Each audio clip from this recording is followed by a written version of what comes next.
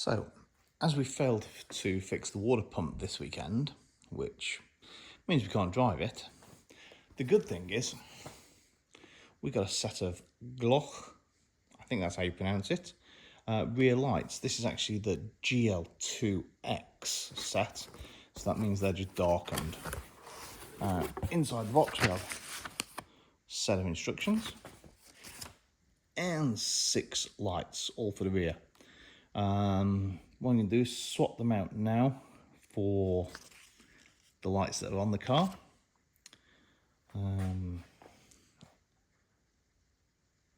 This one, indicator, stop, fog light, and we'll see how they react. They're not actually going to be blue colour as well. This is just a foil that protects them. So you peel that off. So, our work time. So one thing about these lights, the existing lights on the car, like for this indicator, it's the same diameter. With the indicator, you actually screw it on the LED ones. There's 2 screws, one that side, one that side. With these, what we have to do is actually bolt on. So what I'm going to do is first off take that one off. Probably have to open the rear to actually get to the wiring,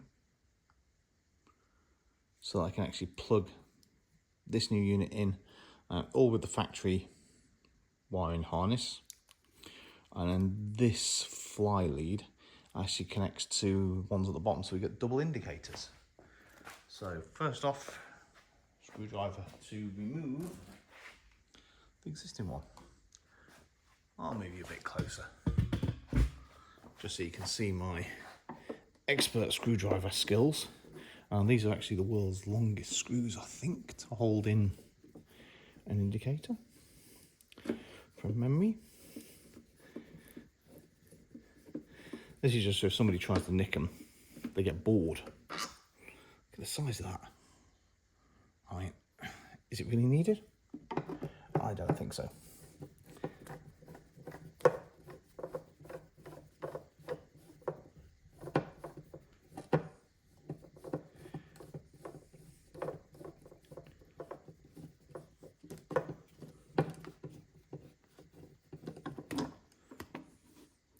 So, take that screw out of there. So now what we have is, if we try to put the new one on, it's not going to go through this, because these are little plastic catches. So, what I'm guessing is these little plastic catches have to come out now.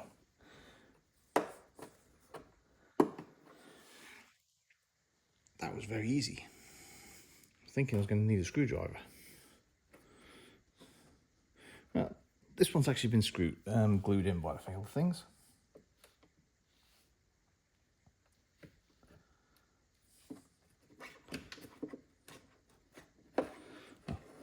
There's the actual connector. No, wasn't glued in, just the connector was in the way. So, both of them. There's probably a part number for them in Land Rover's catalogue, and probably very expensive. Okay, so just looking at it thinking, this has 3 cables going into it. This one only has 2. Size of the plugs mean that will not physically go on there. Therefore, I must have the wrong rear light.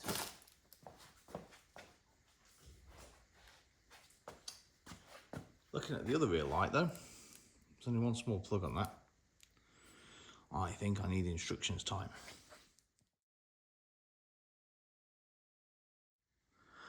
Okay, so I actually have done the other side. It's a bit more involved than I thought, because I have the Gwyn Lewis mud shields on underneath the rear cross member. That all had to come off to get to the wiring, because you need to pass some wires through, up and down, from the actual lights below to the light at the top. So what I'm going to do is show you on this side. So I've already removed the indicator stroke stop light. It's one with the 3 cables. Remember, on the other side I got to a problem where it wouldn't plug in, because the actual large fog light reversing light is the main unit for these lights. The cable for that has to pass up towards here and connect into this. The actual light that fits here, the cable for that has to pass down and plug into that.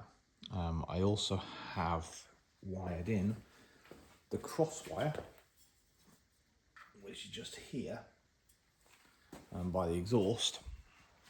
That should allow us to have a reversing light both sides and a fog light both sides. Don't actually know how that's going to work yet. And first off, wire up and then see where we go. So the first job, take off the remaining 2 lights and take out the little square boxes. Then I've got to take out the rear passenger seat belt support bracket, remove the Gwyn Lewis mud shields, and then we can start on the cabling again. Okay, so we're going a bit handheld here. So this light here, we need to snip the cable tie that's on there, because this cable has to go from the hole down to the bottom. And on the inside, you'll see you've got access for them 2 holes to actually bolt it in.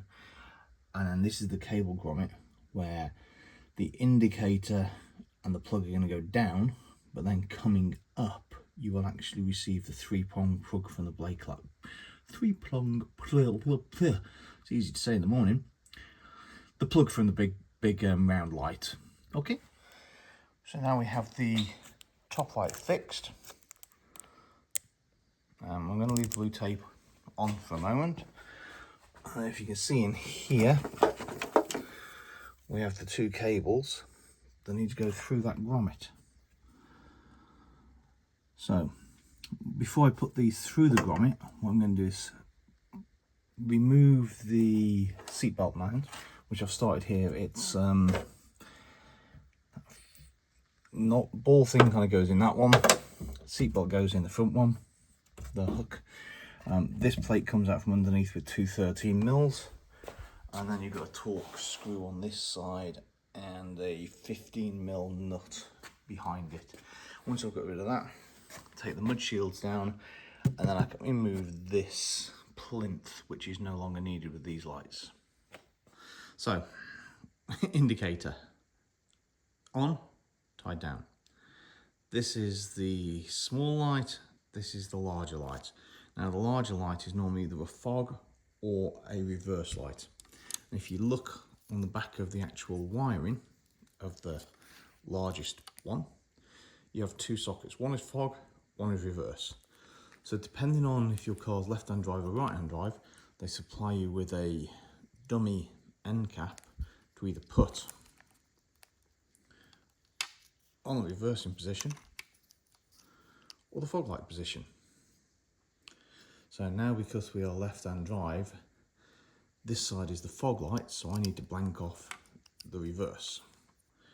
And that is literally on. Now what we've got to do is pass all these cables through, but after learning from the other side, this is the cable that goes all the way up. This other green and red cable is the one that connects into the fog light on this side. And then what actually happens is that connector connects with the actual connector that comes from that drops down. So this connector comes across to that side. Fog lamp connector goes to the blue connector there, and this one goes up. And then we also have a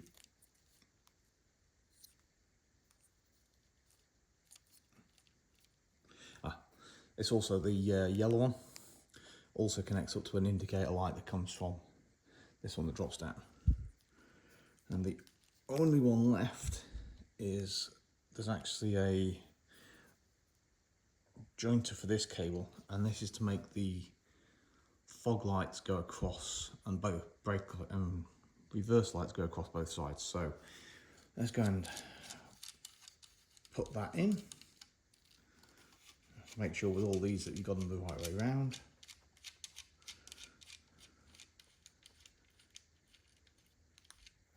is actually indicated on the back which side's top. If you can see it, arrows there, and this one has an L on it, so it's left hand side. So what I've done now, there's no wires connecting to the back, but what I've done is I've fed the green and red small wire through so I can connect it up to this. So these ones only go on one way. I'm guessing fully waterproof.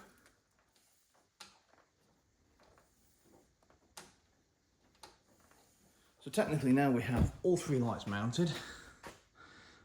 That one is actually wired up to that one. That one and that one are not wired up because I have to drop the two cables from that through the grommet, and we have to push the cable from this up. If you'll notice down there, there's still the brown and white wire dangling, because what I want to do is I want to see them working first without that connected. That is an optional connection to join across the two, and then see where we go. Also, you can actually have it so that these two are reversed. There is actually extension cables in there, so you can put the extra indicator back down there and one of the stops up there. So I think that's a stop and a stop at the moment. I'm going to have a stop, and indicator. So we shall see. Okay, so we don't have enough light here. Let me see if I can sort that out.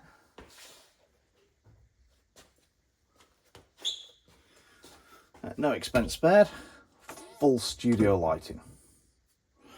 How's that for you guys? Oh yes. So, what we see, this is the 3-pin connector. This is the 3-pin connector from down below.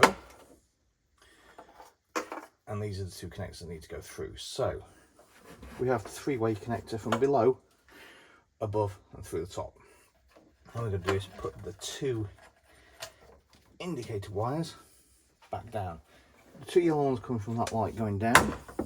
So that seatbelt in the way. Yep. So we have the 3-prong coming up. We have the two yellow ones going down. Now what I'm going to do is connect up the 3-prong one at the top so we don't forget. And this can actually only go in one way. That's it. Now what we're going to do is feed the two indicator ones down the hole.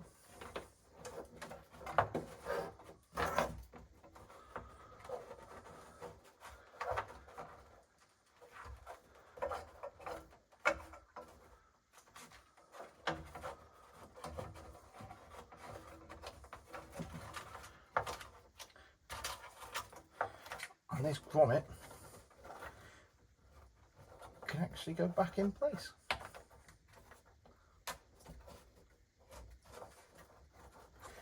I don't know how much dirt and mess this grommet actually manages to get round, but for what we need, it's done. And there's a nice clip here that we can use. But technically, that's all working. Now, the best bit, get to rip these bits off.